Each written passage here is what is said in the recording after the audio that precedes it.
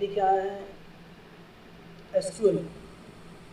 SQL की topic लेके आए हैं। हमने इससे पहले पढ़ा था डीबीएमएस की थ्योरी, और ये अब हम देख रहे हैं एसक्यूएल के प्रैक्टिकल। मतलब एसक्यूएल एक डेटाबेस है, स्ट्रक्चर क्यूरी लैंग्वेज। एसक्यूएल क्या है? Structure Curie language. इस पर हम फर्स्ट जो हम स्टार्ट करते हैं टेबल क्रिएट करना। टेबल कैसे क्रिएट करते हैं, मतलब डेटाबेस बनाते कैसे हैं। डेटाबेस बनाने के लिए हमें टेबल क्रिएट करना पड़ता है। और टेबल कैसे क्रिएट करते हैं डेटाबेस एसक्यूएल में। और टेबल क्रिएट करने के बाद हमने जो टेबल क्रिएट किया है उसको देखते कैसे हैं, और उसमें कुछ नया कॉलम ऐड करना है, नया डेटाबेस ऐड करना है, तो वो हम कैसे करते हैं।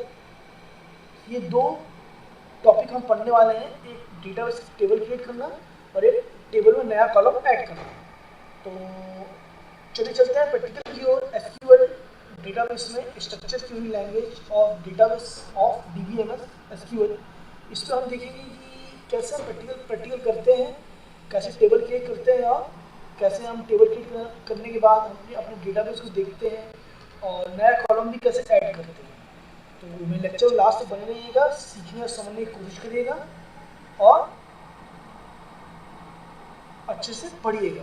तो चलिए चलते हैं टॉपिक की ओर। तो यहाँ पे हमारा टॉपिक है create table of SQL. Create a table of SQL. इसमें क्या कर रहे हैं हम, इसका सेंटेंस दिया हुआ है, देखिए। Create table, table name,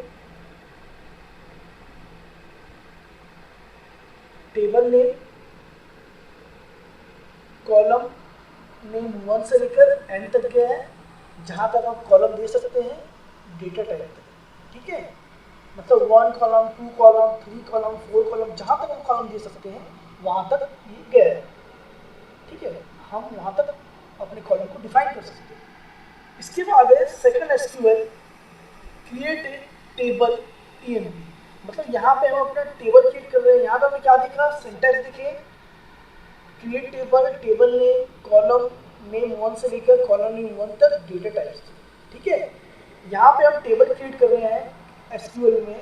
create table EMP नाम से, एम्प्लॉय नाम से अपना टेबल क्रिएट कर रहे हैं।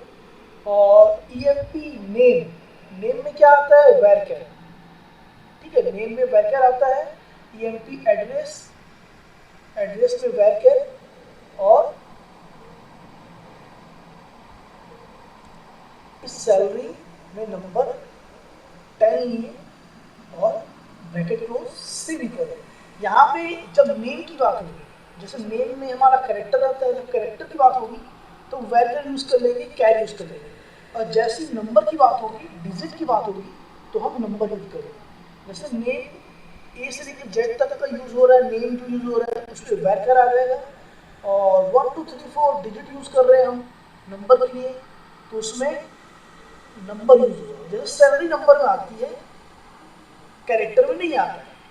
ए टू जेड कैरेक्टर में सैलरी नहीं आती है, जैसे नंबर में आता है तो हम नंबर यूज करेंगे। और नेम हमारा कैरेक्टर में आता है तो हम वैरकर यूज करेंगे और कैर यूज करेंगे, नंबर यूज नहीं करेंगे। तो हमें ये देखना है कि कहाँ पे वैरकर लगाना, वैरकर यूज करना है, कहाँ पे नंबर यूज करना है। अगर हम नेम यूज कर रहे हैं, कैरेक्टर यूज कर रहे हैं तो वैरकर यूज कर लेंगे, कैर यूज कर लेंगे। अगर हम डिजिट यूज कर रहे हैं तो नंबर यूज कर लेंगे। ठीक है, उसके अंदर जो भी डिजिट डिफाइन करनी, जैसे मैं सबके अंदर 10 डाल दिया हूँ तो 10 ही अपन रहने देंगे। आप 20 भी ले सकते हैं, 5 भी ले सकते हैं।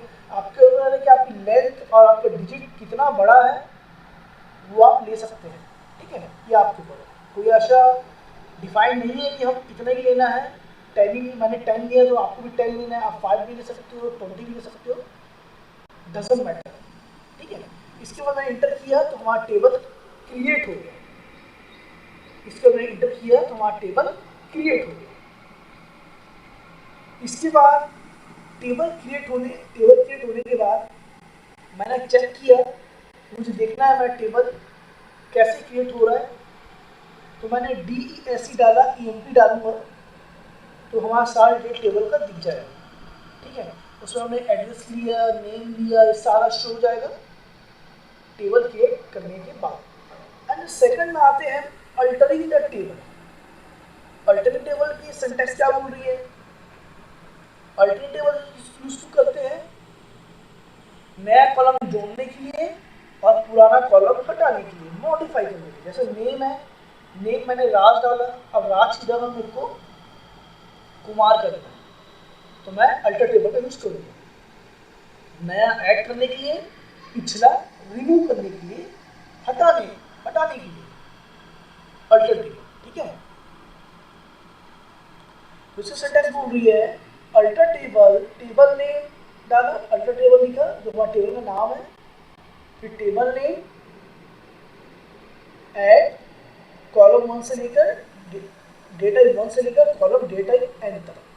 ठीक है, जहाँ तक आप लेना चाहते हो, जहाँ तक आप टेबल को अल्टर करना चाहते हो, जहाँ तक आप नया कॉलम ऐड करना चाहते हो और पिछला कॉलम को हटाना चाहते हो। इसकी डेफिनेशन बोल रही है अल्टर टेबल की, the new column add and change the any column use alter table. मतलब नया कॉलम ऐड करने के लिए और पुराना कॉलम चेंज करने के लिए अल्टर टेबल का यूज किया जाता है। देन एसक्यूएल में अल्टर टेबल स्टूडेंट, मैंने यहाँ पे अल्टर टेबल का क्रिएट कर रहे हैं अपन, अल्टर टेबल लिखा, उसके बाद स्टूडेंट जो हमारा मेन टेबल है, ऐड डाला, हमें ऐड क्या कर रहे हैं, फीस ऐड कर रहे हैं। फीस हमेशा डिजिट में होता है तो हमने नंबर लिया, 10 की जगह हमें 2 चाहिए, पहले 10 था अब हम 2 डाल रहे हैं ना। जैसे ही क्रिएट किया टेबल अल्टर। ठीक है, तो आप लोग समझ आया होगा कि हम क्या कर रहे हैं। यहाँ पे हम यहाँ पे अल्टर टेबल लिखे, हमारा जो टेबल नाम लिखे और ऐड जो टेबल का नाम है ऐड, और फीस जो है नया कॉलम ऐड कर रहे हैं, नंबर में आएगा। हम 10 की जगह 2 चाहिए और जैसे इंटर किया एसक्यूएल में टेबल अल्टर। ठीक है, तो नया कॉलम ऐड करने के लिए, पिछला कॉलम रिमूव करने के लिए, हटाने के लिए अल्टर टेबल का यूज करते हैं। आज हमने पढ़ा फर्स्ट टेबल कैसे क्रिएट करते हैं, सेकंड पढ़ा हमने अल्टर टेबल।